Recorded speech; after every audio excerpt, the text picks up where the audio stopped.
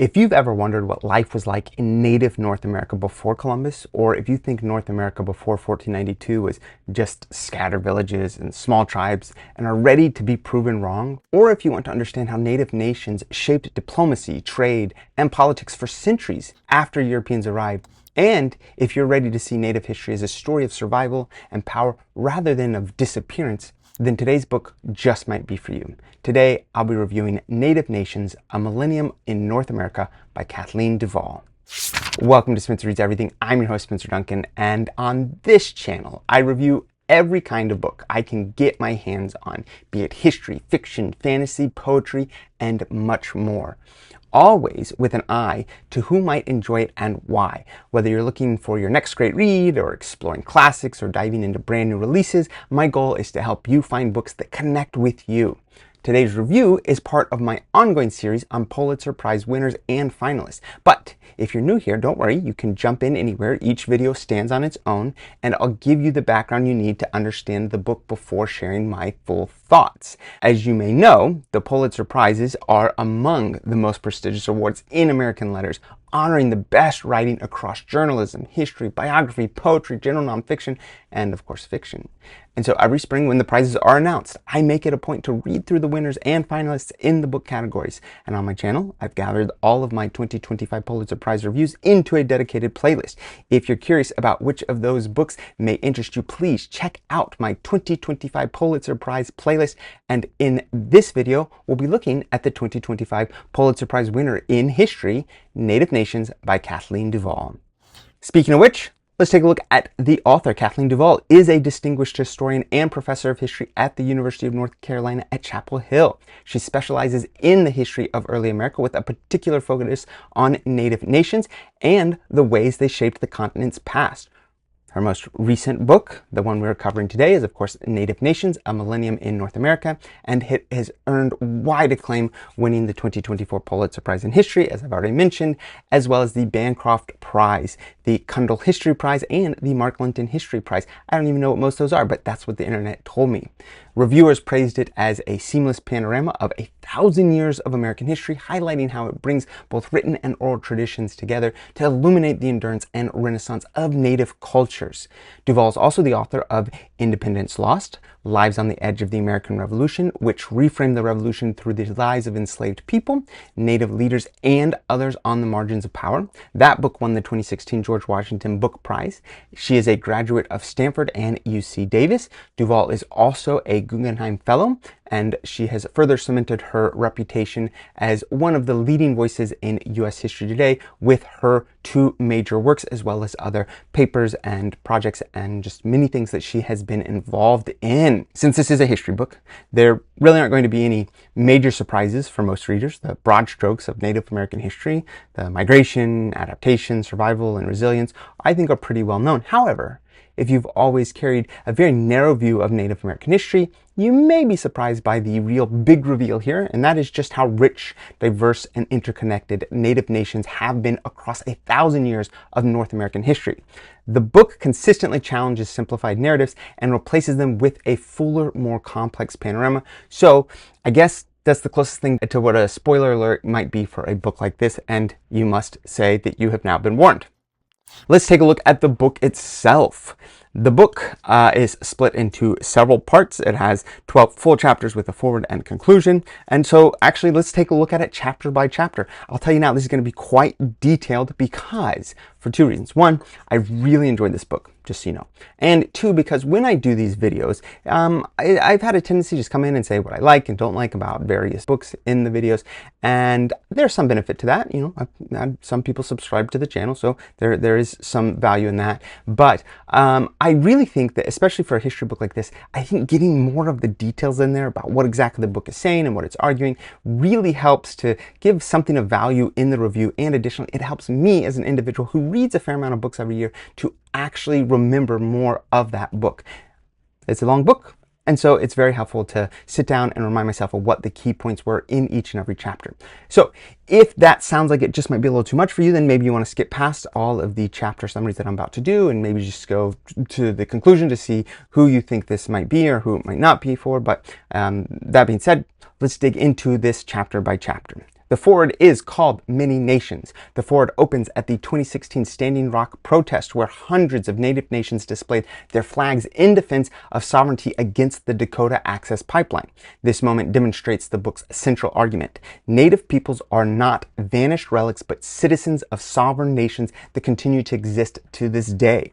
The author, Kathleen DuVal, critiques how U.S. history has long portrayed Native Americans either as noble victims destined for extinction or as past figures overshadowed by European colonization. Works like Bury My Heart at Wounded Knee or Guns, Germs, and Steel reinforced narratives of inevitable decline. In contrast, the author stresses what she calls survivance, which is a blend of survival and resistance, emphasizing that Native nations adapted and they endured, and in many cases, they often thrived. She places Native history within a global context, noting that for centuries, indigenous peoples controlled most of North America, shaping trade, diplomacy, and warfare, while Europeans remained marginal. Population losses from disease were significant but uneven, and survival and resilience mattered as much as the tragedy of all that significant loss. The foreword sets the stage for the book's method, highlighting Native nations as sovereign political entities with their own histories of cities, governance, diplomacy, and cultural adaptation. By starting with Standing Rock, DuVal connects the past millennium to ongoing struggles for sovereignty today. Which brings us to part 1. The indigenous peoples of North America, 1000 to about 750. And I shall tell you now that there's 2 big parts. So I don't remember the exact chapter breakdown. We'll see when as I go through it, but you have 2 parts. And so you have the first part goes from roughly 1000 to 1750 and then 1750 to the present. Chapter 1 is called Ancient Cities in Arizona, Illinois, and Alabama. And this chapter begins by dispelling myths that indigenous peoples of North America were primitive wanderers with little political or social organization. The author focuses on 3 powerful urban centers: Cahokia in Illinois / Missouri, it's on the Mississippi right by St. Louis, the Hohokam cities of Arizona, and Monville, Alabama, to demonstrate that Native North America once hosted thriving civilizations comparable in scale and sophistication to medieval European cities. Cahokia, rising in the 11th century along the Mississippi River, featured massive earthen pyramids, ceremonial plazas, and a wood-hinged calendar that reflected astronomical sophistication. The Hohokam engineered irrigation systems that stretched for hundreds of miles across the desert, feeding tens of thousands of people, while Monville emerged as a key Mississippian city known for its ceremonial mounds and political centrality in the southeast. The chapter also examines the 19th century erasure of this history. White Americans, driven by racial ideologies and land hunger, spread theories that the mounds and ruins were built by lost tribes of Israelites, Welsh princes, or even survivors of Atlantis.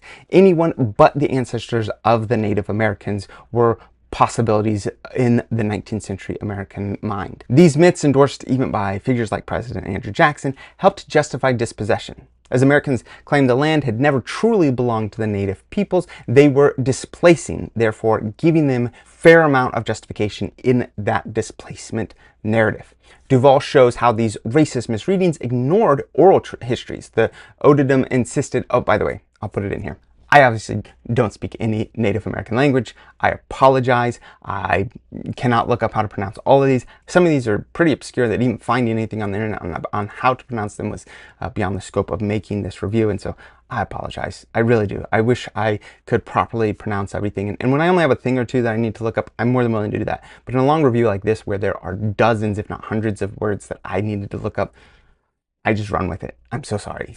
So, that being said, the author shows how these racist misreadings ignored oral histories. For example, the O'odham insisted their ancestors built the canals of Arizona, and Illinois people pointed to Cahokia as their ancestral home. Archaeology, in cooperation with Native nations, has since reaffirmed these connections. Programs like Chickasaw Run Excavation teaches students about their Mississippian ancestors, blending oral tradition with scientific methods. The chapter emphasizes continuity rather than disappearance, insisting that Native nations today descend directly from these city builders. By recovering the grandeur of Cahokia, Monville, and the Hohokam, DuVal reframes North America's pre-colonial history as one of urbanism, engineering, and political imagination equal to anywhere else in the medieval world. Moving on to chapter 2, the fall of cities and the rise of a more egalitarian order.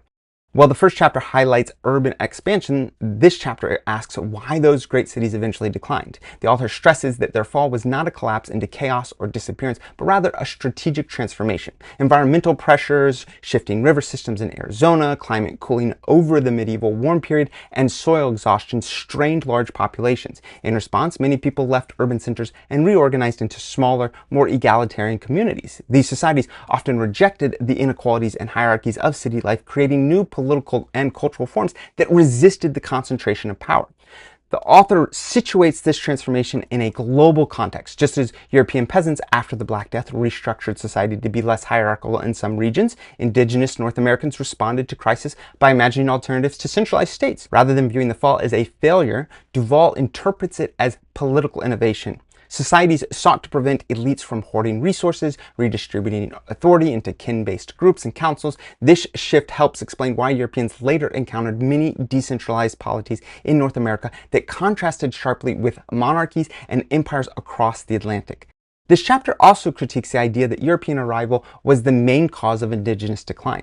DuVal demonstrates that long before colonization, native societies made conscious decisions to reorganize in ways that fit their ecological and cultural needs. The so-called disappearance of urban life was actually a rebirth of new forms of governance rooted in community resilience. These choices reveal the remarkable adaptability of indigenous peoples who refused to be bound by one model of power and instead forged political systems that emphasized balance, sustainability, and collective well-being. Which brings us to Chapter 3. And again, I apologize for not being able to say the names. Chapter 3, Ossomocomuck and Roanoke Island. In this chapter, the author re-examines the famous lost colony of Roanoke, usually told as a mystery of vanished English settlers. Instead, she flips the perspective to focus on the Algonquin-speaking peoples of Ossomocomuck in what is now coastal North Carolina. For them, the English were not the protagonists, but rather minor players in a much larger indigenous world. These native communities, led by figures like Wingina, engaged the English strategically, sometimes welcoming them for trade, sometimes resisting when settlers threatened resources or alliances. The English were dependent on native generosity for food and survival, but tensions quickly escalated into violence. The author highlights how the Roanoke story exemplifies miscommunication and cultural clash. English accounts describe treachery and starvation, while Algonquin perspectives show that the English failed to understand native diplomacy, land use, and reciprocal obligations. When the English expected tribute or permanent land, they violated local norms of shared negotiation and provoked conflict. The fate of the colonists, whether absorbed into native communities or being killed, remains uncertain. But the chapter stresses that for native peoples, Roanoke was simply one episode in their ongoing struggle to manage outsiders on their own terms. By recentering indigenous agency, the author reframes Roanoke as a story of native diplomacy and survival rather than colonial disappearance. The real continuity was the resilience of Ossomocomuck towns who adapted to shifting pressures and used alliances, warfare, and negotiation to protect their homelands. This retelling reminds us that colonial mysteries often obscure what native people knew all along. They were the central actors, not the Europeans. Chapter 4, Mohawk Peace and War. This chapter turns north to the I'm so sorry that I cannot say these names, but the Haudenosaunee Confederacy, particularly the Mohawk Nation, to explore how indigenous diplomacy and law shaped North American politics. The Haudenosaunee, formed by the Mohawk, Oneida, Onondaga, Cayuga, and Seneca, later joined by the Tuscarora, built a sophisticated confederacy guided by the Great Law of Peace.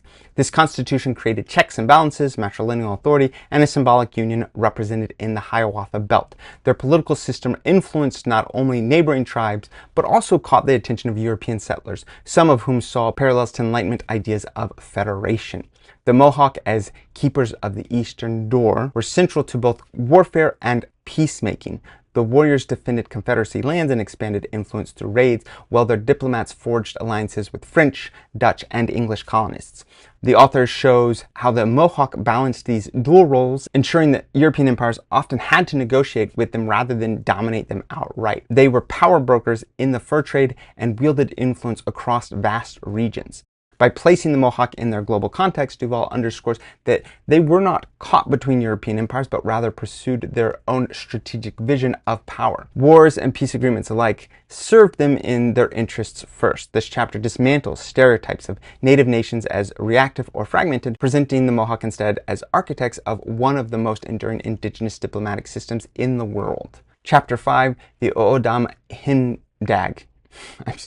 I'm so sorry. Shifting west, the author examines the O'odham people of the Sonoran Desert and their cultural philosophy, the Himbag, or way of life. Rooted in reciprocity and respect for the land, the Himbag guided farming, ritual, and social organization. The O'odham built on the legacy of their Hohokam ancestors, continuing irrigation agriculture in a desert environment that outsiders saw as barren, but that the O'odham knew intimately as home. Seasonal harvesting of saguaro fruit, communal ceremonies, and kinship-based governance embodied this Himbag. European missionaries and settlers, beginning with Jesuit Ossomocomuck in the 17th century, tried to reshape O'odham life through Christianity and colonial institutions. Yet the O'odham selectively adopted new tools and practices while preserving their cultural core. Jesuit maps show extensive O'odham towns and irrigation systems that were still thriving in this period as a testament to their adaptability. Oral traditions stress continuity despite colonial disruption. The O'odham Himbag endured, binding community, environment, and spirituality into a unified framework of survival. This chapter demonstrates that the desert was never empty, nor were the O'odham passive recipients of colonial pressure. Instead, their Himbag illustrates how indigenous worldviews function as resilient systems capable of absorbing change without losing identity. In the telling of this, the O'odham story is one of survival through philosophy and a worldview deeply tied to land, water, and reciprocity that persists in O'odham communities to this day. Chapter 6, Quapaw Diplomacy.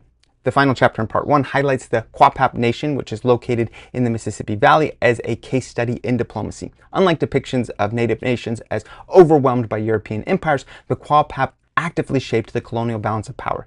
During the 17th and 18th centuries, they forged alliances with the French. They engaged in trade and used diplomacy to protect their sovereignty. French maps and medals demonstrate how Quapaw leaders leveraged symbols of alliance to their advantage while still maintaining their own political priorities.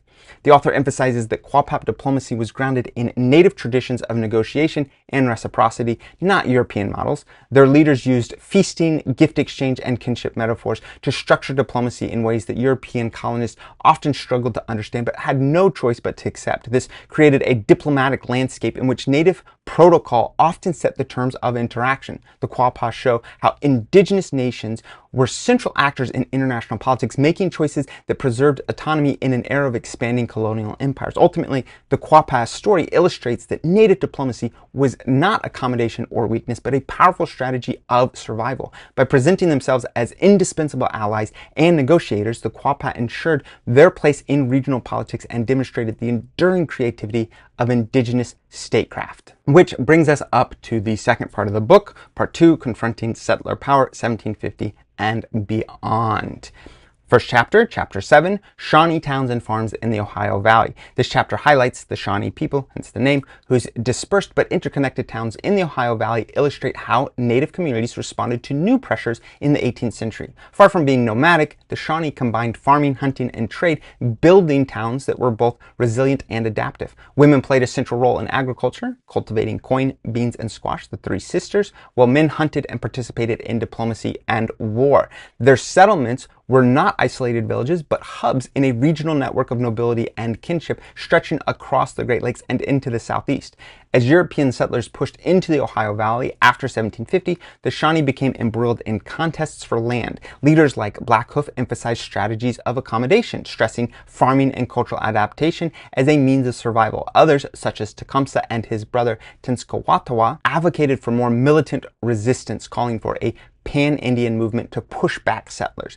These differences reveal the diversity of native responses to settler encroachment. The Shawnee experience underscores how town life and farming persisted despite pressure, and how native nations were active participants in debates over strategy, not simply victims of expansion. Their choices to resist, accommodate, or a mixture of both shaped the history of the Midwest, and it set precedents for indigenous resilience amid growing U.S. power. Chapter 8, Debates over Race and Nation. In this one, the author examines the growing impact of racial ideology in this 18th and 19th centuries, a shift that profoundly altered native-settler relations. Early European colonists often understood native nations as political communities with whom they could make treaties, trade, or wage war. But the late 1700s and 1800s, racial thinking hardened. Native peoples were increasingly viewed as biologically inferior, an ideology that justified dispossession and removal. Native intellectuals and leaders responded with vigorous debates over sovereignty and belonging. Some argued that adopting aspects of settler culture, literacy, written constitutions, even Christianity, could demonstrate native nations' political legitimacy. Others rejected assimilation, insisting that sovereignty rested not on European definitions, but on native traditions and law and land. These debates were not merely philosophical, but practical. They shaped court cases, petitions, and strategies for survival. The author emphasizes that the rise of race-based thinking made colonialism more ruthless, whereas earlier Europeans had often treated native peoples as nations. By the 19th century, U.S. policymakers increasingly cast them as savages, incapable of self-rule. Against this backdrop, native voices that insisted on nationhood over race preserved a critical framework of sovereignty that continues into the present. Chapter 9, the 19th century Cherokee Nation. This chapter illustrates both adaptation and betrayal. In the early 19th century, Cherokees created institutions that mirrored those of the United States. They adopted a written constitution, they established a bicameral legislature, and they used Sequoia's syllabary to foster widespread literacy. The Cherokee Phoenix was a newspaper, and schools demonstrated how quickly Cherokee citizens engaged with print culture. Leaders like John Ross and Elias Boudinot defended Cherokee sovereignty, arguing that treaties guaranteed their land and rights. Yet, U.S. expansion undermined these efforts. Despite victories in the Supreme Court, notably Worcester v. Georgia in 1832, which recognized Cherokee sovereignty, the U.S. government forced removal through what is now known as the Trail of Tears, and it killed thousands, and it dispossessed the nation of its eastern homelands. The author underscores that removal was not inevitable. Cherokees were politically sophisticated, economically vibrant, and legally recognized as a nation. Their dispossession came through deliberate policy choices rooted in greed and racial ideology. Importantly, the chapter also highlights continuity even after removal. In Indian Territory, which is now predominantly present-day Oklahoma, Cherokees rebuilt schools, courts, and governance. Their survival, despite unimaginable loss, exemplifies the central theme of the book. Native nations endure, adapt, and persist even in the face of settler colonialism's most devastating blows. Chapter 10, Kiowas and the Creation of the Plains Indians. This chapter traces how the Kiowa and neighboring nations transformed the Great Plains into one of the most dynamic indigenous regions of the 18th and 19th centuries. The introduction of horses, acquired through trade and raiding, revolutionized Plains life. With mounted mobility, Kiowa communities expanded hunting ranges, reshaped warfare, and developed new cultural practices around horse wealth and bison hunting. Rather than being timeless nomads, the Kiowa and their allies actively created the culture of the Plains Indians. They formed shifting alliances with Comanches, Cheyennes, and others, while negotiating with Spanish, Mexican, and later U.S. powers. Plains diplomacy relied on gift exchange, intermarriage, and carefully negotiated treaties, which often confused outsiders but allowed indigenous nations to dominate the region well into the 19th century. The author emphasizes the creativity and adaptability of Plains cultures, highlighting ceremonial practices like the sun dance and the incorporation of art and storytelling into political life.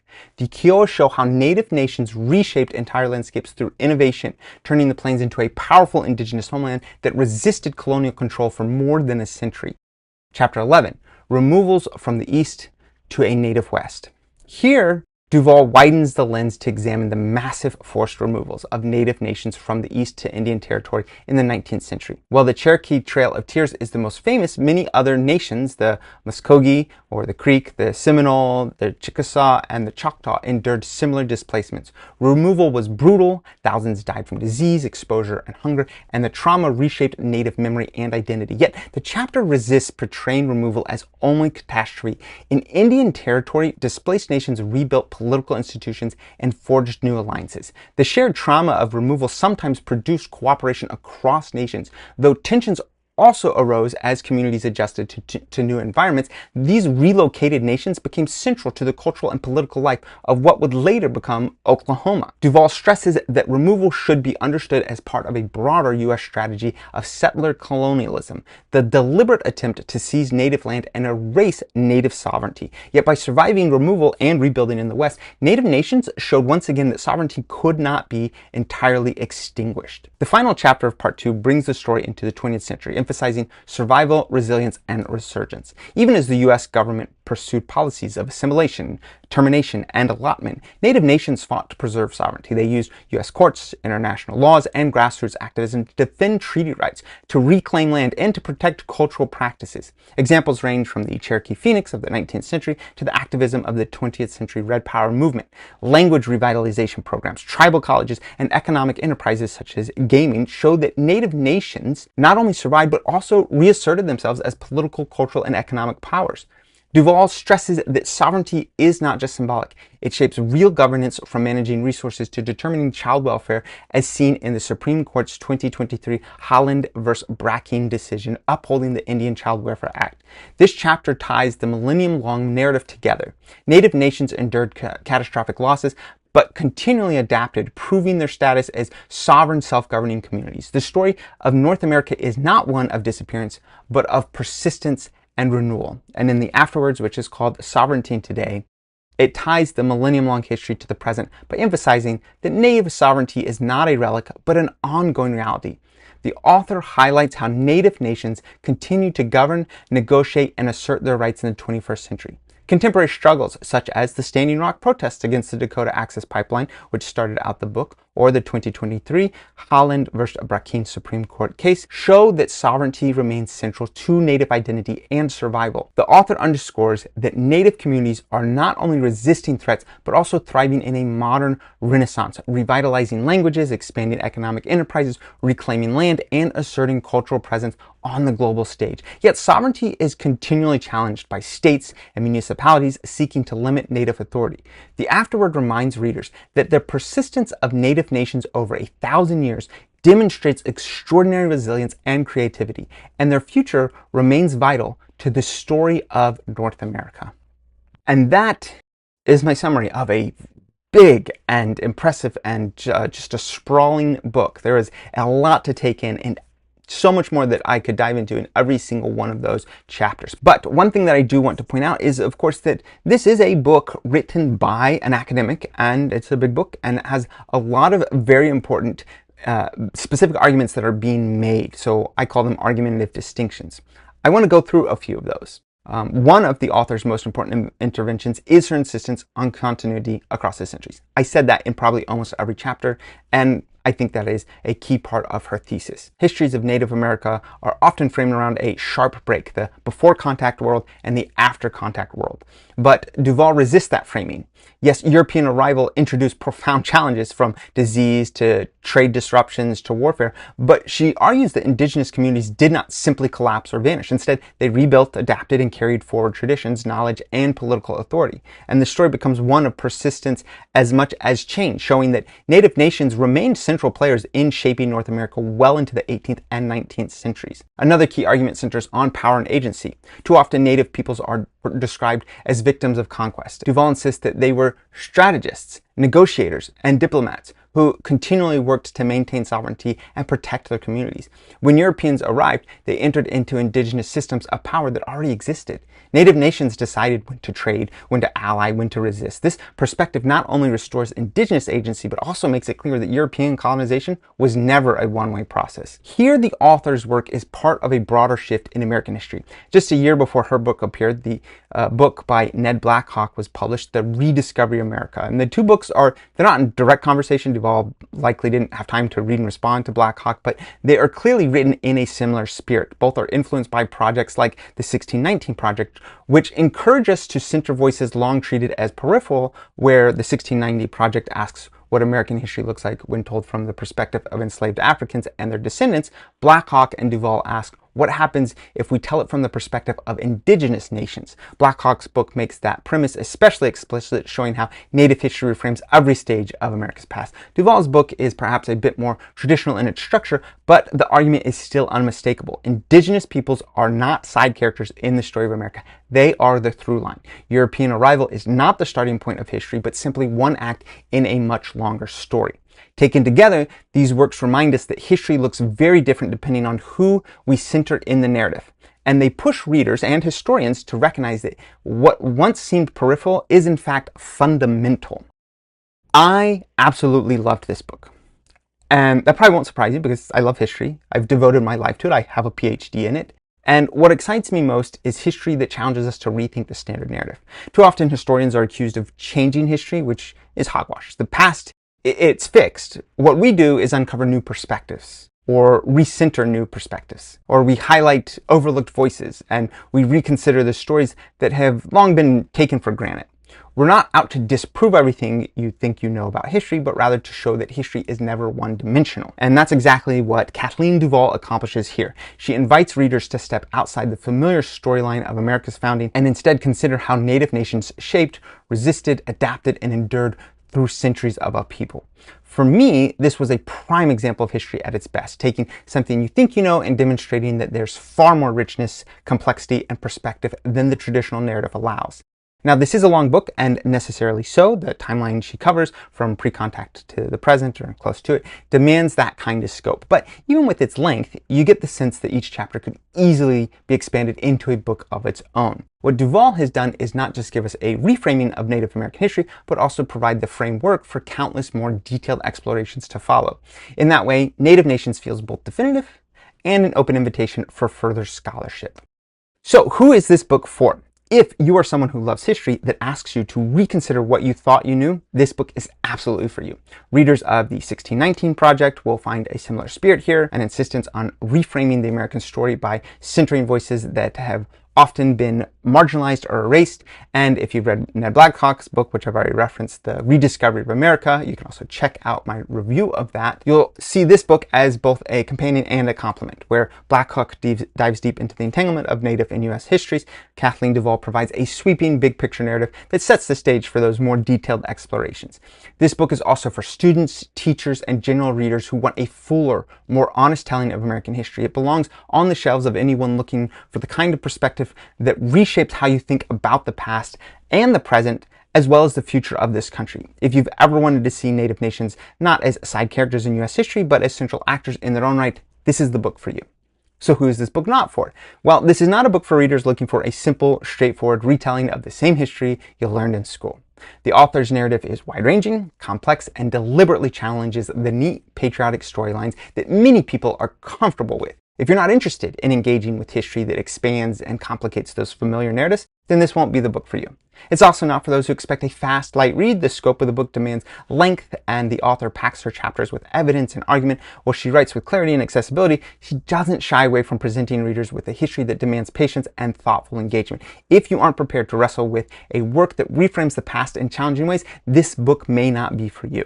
Many Nations by Kathleen DuVal is a sweeping, rigorous, and deeply engaging work that reframes the story of America through Native perspectives. It's long, yes, but necessarily so, covering centuries of history and presenting a framework that invites further exploration in countless directions. For me, it was both a joy to read and a reminder of why history matters, not to reinforce comfortable myths, but to challenge us to see the past in its full complexity. Have you read Many Nations yet? Or do you have a favorite history that reshapes the way you look at America's past? Please let me know in the comments below. I'd love to hear your thoughts. And while you're here, be sure to check out my other videos, including my full Pulitzer Prize series for more reviews of books that challenge and expand the way we think about history, or epic fantasy series, or young adult novels. My interests are wide-ranging, and so are my videos. I'm confident you can find something of interest to you.